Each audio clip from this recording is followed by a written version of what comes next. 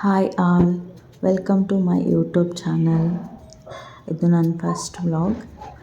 ನಮ್ಮ ಲೈಫಲ್ಲಿ ಅದೇನೋ ಗೊತ್ತಿಲ್ಲ, ಏನು ಒಳ್ಳೆಯದಾದರೂ ಎಲ್ಲನೂ ಗುರುವಾರನೇ ಆಗಿರೋದು. ಸೊ ನಮಗೆ ಗುರುವಾರ ರಾಯರು ಅಂದರೆ ತುಂಬ ಸೆಂಟಿಮೆಂಟು. ಸೊ ನನ್ನ ವ್ಲಾಗ್ನು ಗುರುವಾರದಿಂದ ಸ್ಟಾರ್ಟ್ ಮಾಡಬೇಕು ಅಂತ ಮಾಡ್ತಾಯಿದ್ದೀನಿ. ಪ್ರತಿ ಗುರುವಾರ ನಮ್ಮ ಮನೆಯವರು ರಾಯರ ಪೂಜೆ ಮಾಡ್ತಾರೆ. ಸೊ ಅವ್ರು ಎದ್ದೇಳೋ ಅಷ್ಟರಲ್ಲಿ ನಾನು ಪೂಜೆಗೆಲ್ಲ ರೆಡಿ ಮಾಡಿ ಇಟ್ಟಿರಬೇಕು.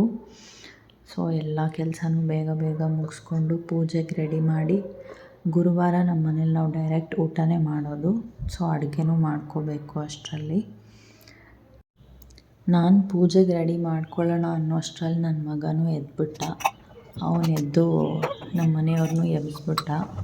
ಸೊ ನಾವಿಬ್ಬರು ಟೀ ಕೊಟ್ಟು ಅದಾದಮೇಲೆ ಪೂಜೆಗೆ ರೆಡಿ ಮಾಡ್ಕೊಳ್ಳೋಣ ಅಂತ ಇವಾಗ ಟೀ ಮಾಡ್ತಾಯಿದ್ದೀನಿ.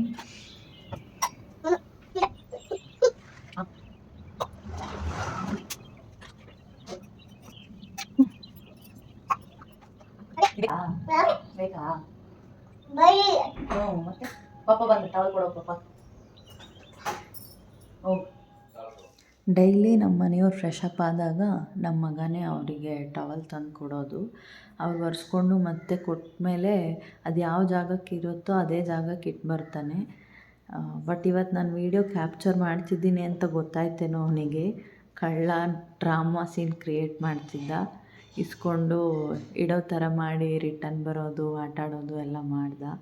ನಾವೇನಾದರೂ ಈ ಥರ ಮೂಮೆಂಟ್ಸ್ ಕ್ಯಾಪ್ಚರ್ ಮಾಡಬೇಕು ಅಂದರೆ ಅಷ್ಟು ಈಸಿಯಾಗಿ ಕ್ಯಾಪ್ಚರ್ ಆಗೋಕ್ಕೆ ಬಿಡೋದೇ ಇಲ್ಲ ಅವನು.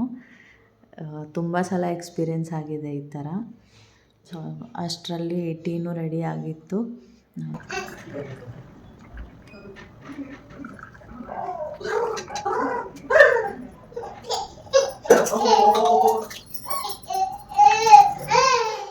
Baba black sheep, are you any over? Yes sir, yes sir. Thank you ಅಂತ ಹೇಳಮ್ಮ. Thank you. ನೀ ಕುಡಿತೀಯಾ ಚಾ? ಚಾ ಕುಡಿತೀನಿ. ಚಾ ಬೇಕು.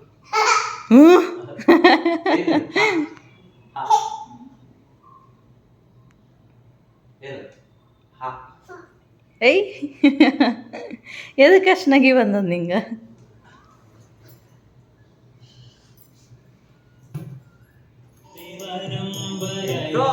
ಯಾಕೆ ಮಾಡ್ತೀವಿ?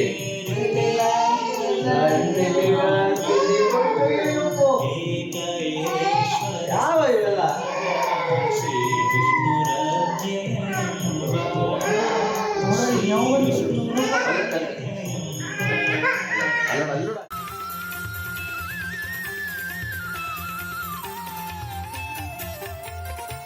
ರಾಘವೇಂದ್ರ ಗುರುರಾಯರ ಸೇವಿಸಿರು, ಸೌಖ್ಯದಿ ಜೀವಿಸಿರು. ರಾಘವೇಂದ್ರ ಗುರುರಾಯರ ಸೇವಿಸಿರು, ತುಂಗಾ ತೀರದಿ ರಘುರಾಮನ ಪೂಜಿಕರು, ನರಸಿಂಗನ ಭಜಕರು. ರಾಘವೇಂದ್ರ ಗುರುರಾಯರ ಸೇವಿಸಿರು.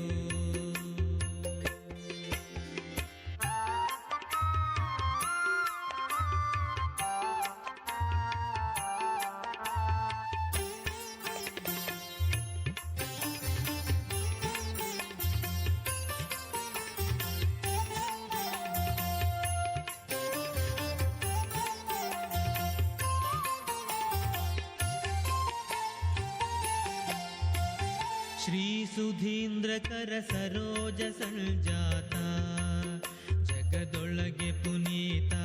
ದಾಶರಥಿಯ ದಾಸತ್ವವ ತಾನುಹಿಸಿ, ದುರ್ಮತಗಳ ಜಯಿಸಿ. ಈ ಸಮೀರ ಮತ ಸಂಸ್ಥಾಪಕರಾಗಿ, ನಿಂದಕರನ್ನು ನೀಗಿ. ಭೂಸುರರಿಗೆ ಸಂಸೇವ್ಯ ಸದಾಚರಣಿ, ಭೂಸುರರಿಗೆ ಸಂಸೇವ್ಯ ಸದಾಚರಣಿ. ಕಂಗೊಳಿಸುವ ಕರುಣೆ. ರಾಘವೇಂದ್ರ ಗುರುರಾಯರ ಸೇವಿಸಿರು, ಸೌಖ್ಯದಿ ಜೀವಿಸಿರು. ರಾಘವೇಂದ್ರ ಗುರುರಾಯರ ಸೇವಿಸಿರು.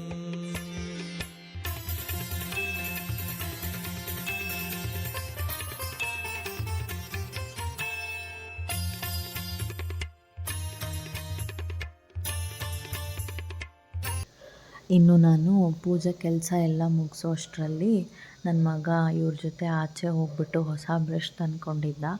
ಅಲ್ಲಿಂದ ಬಂದಾಗಿಂದ ಕಂಟಿನ್ಯೂ ಆಗಿ ಅವನು ಆ ಬ್ರಷ್ ಜೊತೆನೇ ಆಡ್ತಾ ಇದ್ದ. ಇನ್ನು ಇಷ್ಟರಲ್ಲೇ ನಾನು ಅಡುಗೆ ಕೆಲಸ ಎಲ್ಲ ಮುಗಿಸ್ಕೊಳ್ಳೋಣ ಅಂತ ಇವಾಗ ಅಡುಗೆ ಕೆಲಸ ಸ್ಟಾರ್ಟ್ ಮಾಡೋಣ ಅಂತ ಮಾಡ್ತಾಯಿದ್ದೀನಿ. ಫಸ್ಟು ನಾನು ಬೇಳೆ ಮತ್ತು ಅನ್ನಕ್ಕೆ ಇಟ್ಕೊಂಡ್ಬಿಡ್ತೀನಿ. ಬೇಳೆ ಬೆಂದಾದಮೇಲೆ ಒಟ್ಟಿಗೆ ಮುದ್ದೆ ಪಲ್ಯ ಸಾರು ಮಾಡ್ಕೊಂಡ್ಬಿಡ್ತೀನಿ, ಅಂದರೆ ಬೇಗ ಅಡುಗೆ ಆಗಿಬಿಡುತ್ತೆ.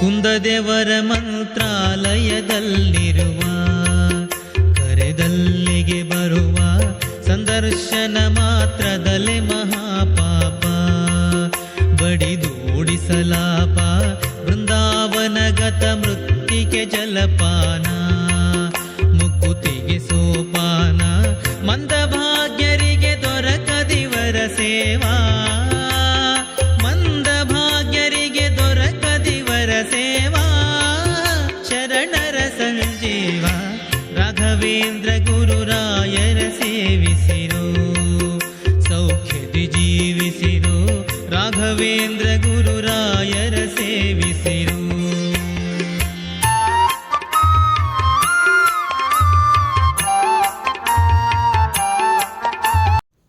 ಪೂಜೆ ಎಲ್ಲ ಮುಗಿಯೋ ಅಷ್ಟರಲ್ಲಿ ನನ್ನ ಮಗಂದು ಸ್ನಾನ ಆಗಿ ರೆಡಿಯಾಗಿದ್ದ.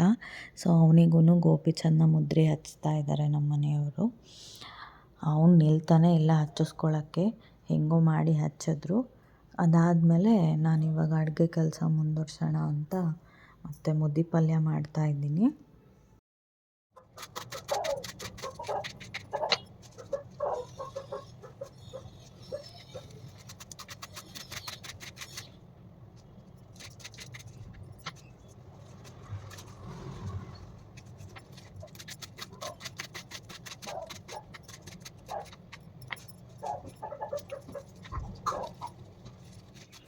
ಇವಾಗ ಮುದ್ದೆ ಪಲ್ಯ ಮಾಡೋಕ್ಕೆ ಒಂದು ಕಡಾಯಿಗೆ ಒಂದು ಸ್ವಲ್ಪ ಎಣ್ಣೆ ಹಾಕ್ಕೊತಾ ಇದ್ದೀನಿ.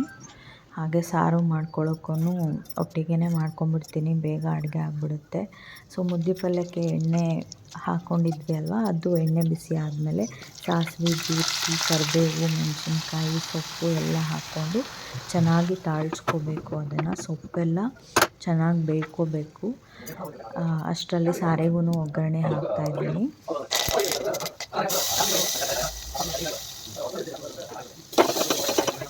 ಅಡುಗೆ ಮನೆಯಲ್ಲಿ ನಾವು ಈ ಥರ ಮಲ್ಟಿ ಟಾಸ್ಕ್ ಮಾಡಿದ್ರೇ ನಾವು ಬೇಗ ಅಡುಗೆ ಮುಗಿಸೋಕ್ಕಾಗೋದು.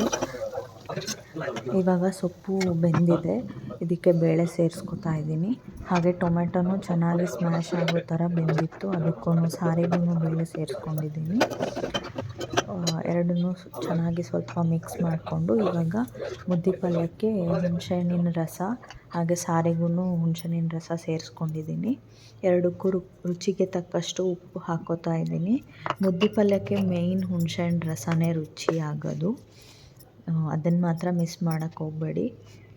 ಸೊ ಇವಾಗ ಸಾರಿಗೆ ಸಾರಿನ ಪುಡಿ, ಖಾರ ಪುಡಿ ಸ್ವಲ್ಪ ಹಾಕ್ಕೊಂಡು ಅದನ್ನು ಮರಳಕ್ಕಿಟ್ಟಿದ್ದೀನಿ. ಇವಾಗ ಸಾರಿಗೆ ಸ್ವಲ್ಪ ಬೆಲ್ಲ ಸೇರಿಸ್ಕೊತಾ ಇದ್ದೀನಿ. ಬೆಲ್ಲ ಹಾಕ್ಕೊಳ್ಳೋದ್ರಿಂದ ಸಾರು ತುಂಬ ರುಚಿಯಾಗುತ್ತೆ. ಅಷ್ಟರಲ್ಲಿ ಮುದ್ದೆ ಪಲ್ಯ ರೆಡಿಯಾಗಿತ್ತು.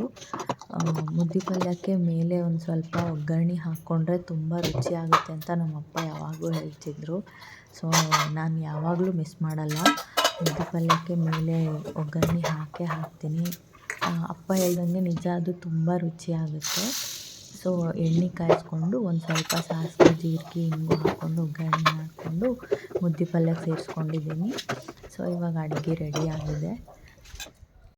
ಬನ್ನಿ ಇವಾಗ ಮುದ್ದೆ ಪಲ್ಯ ಹೇಗಾಗಿದೆ ಅಂತ ಕೇಳೋಣ ನಮ್ಮ ಮನೆಯವ್ರನ್ನ.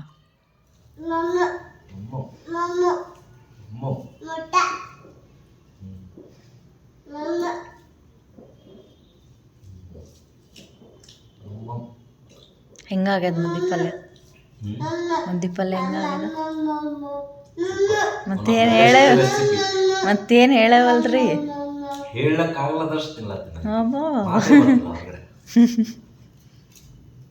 Super, thank you. ಚುಪ್ಪಾರ್ ಅಂತ ಹೇಳಪ್ಪ, ಮಮ್ಮಿಗೆ ಹೇಳೋ ಚುಪ್ಪಾರ್ ಅಂತ. ಮಾಡಿಲ್ಲ.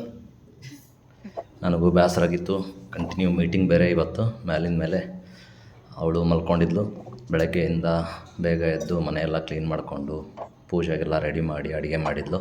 ಸೊ ಹಾಗಾಗಿ ಒಂದು ಬೆಸ್ಟ್ ಟೀ ಮಾಡಿದ್ರೆ ಆಯಿತು. ನನಗೂ ಮೀಟಿಂಗ್ ಅಟೆಂಡ್ ಆಗಿ ಬೋರ್ ಆಗಿತ್ತು. ಸೊ ಹಾಗಾಗಿ ಒಂದು ಟೀ ಮಾಡಿದೆ. ಅವಳು ಮಲ್ಕೊಂಡಿದ್ಲಲ್ಲ, ಎಬ್ಬಿಸಿ ಅವಳಿಗೆ ಒಂದು ಟೀ ಕೊಟ್ಟರಾಯಿತು. ಅವಳು ಫ್ರೆಶ್ ಮೂಡಲ್ಲಿ ಬರ್ತಾಳೆ ಅಂತಂದೇಳಿ ಮಾಡಿದೆ. ಅದಾದಮೇಲೆ ಟೀನ ತೊಗೊಂಡೋಗಿ ಅವಳಿಗೆ ಕೊಟ್ಟೆ. ನೋಡೋಣ ಅವಳ ರಿಯಾಕ್ಷನ್ ಹೆಂಗಿದೆ ಅಂತಂದೇಳಿ.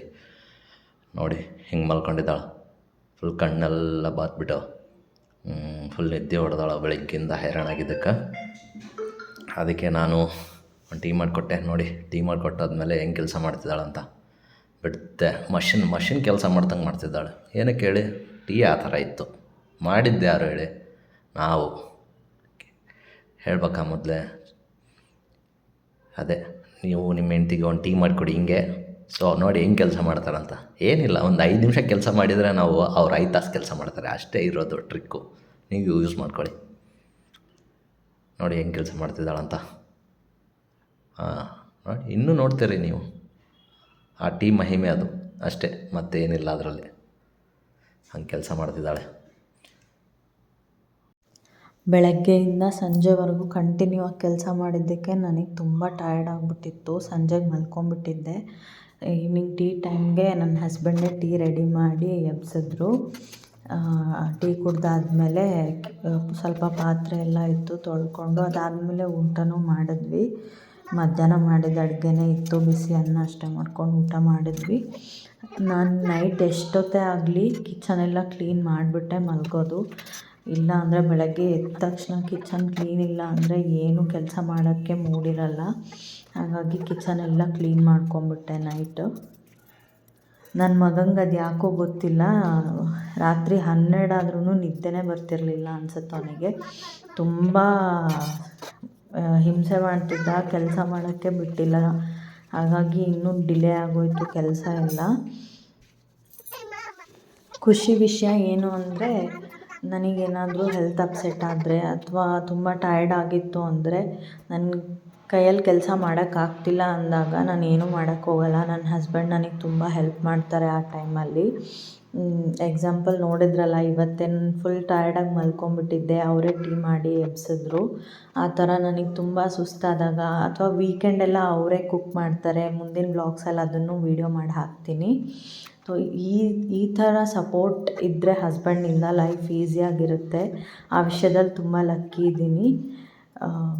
ಸೊ ನೋಡಿ ಕಿಚನ್ ಹೇಗಿದೆ, ಎಲ್ಲ ಫುಲ್ ಕ್ಲೀನ್ ಆಯಿತು. ನನ್ನ ಡೇ ಇಲ್ಲಿಗೆ ಎಂಡ್ ಆಗುತ್ತೆ. ಕ್ಲೀನ್ ಕಿಚನ್ ನೋಡಿನೇ ನಾನು ಮಲ್ಕೊಳ್ಳೋದು, ಇಲ್ಲಾಂದರೆ ನಿದ್ದೆನೇ ಬರಲ್ಲ ನನಗೆ. ನೋಡಿ ನನ್ನ ಮಗ 12 ಆದ್ರೂ ಮಲಗ್ತಾನೇ ಇಲ್ಲ. ಟೈಮ್ ತೋರಿಸ್ತೀನಿ ಇರಿ ನಿಮಗೆ. ಎಲ್ಲ ಲೈಟ್ಸ್ ಆಫ್ ಮಾಡಿದ್ರೂ ಮಲಗ್ತಿಲ್ಲ ಅವನು. 12 ಗಂಟೆವರೆಗೂ ಜೀವ ತಿಂದಿದ್ದಾನೆ. ನೋಡಿ ಟೈಮ್ 12:20 ಆಗಿದೆ ಆಲ್ರೆಡಿ. ಅವನ್ನ ಮಲಗಿಸಿ ನಾನು ಮಲಗಿಬಿಡ್ತೀನಿ ಇವಾಗ. ಮತ್ತೆ ನೆಕ್ಸ್ಟ್ ವ್ಲಾಗಲ್ಲಿ ಸಿಗ್ತೀನಿ. ಅಲ್ಲಿವರೆಗೂ ಟಾಟಾ, ಬಾಯ್ ಬಾಯ್.